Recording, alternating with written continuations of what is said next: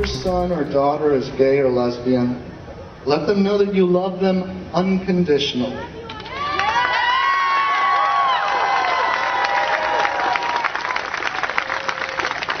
Let them know that you are not ashamed or embarrassed by them. Guide them as you would guide your other children to finding true and abiding love. Let them know that marriage is a union of love and life, and it is possible for them too. An Action News exclusive. The debate over the church's position on gay marriage leads a priest to take a stand and make a personal revelation. After 23 years as an ordained priest, Father Jeffrey Farrow has likely given his final Mass.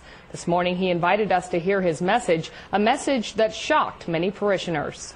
Most Catholics hear about being gay or lesbian at their parish church is silence. The priest acknowledges his controversial comments will have consequences. I know that these words of truth will cost me dearly.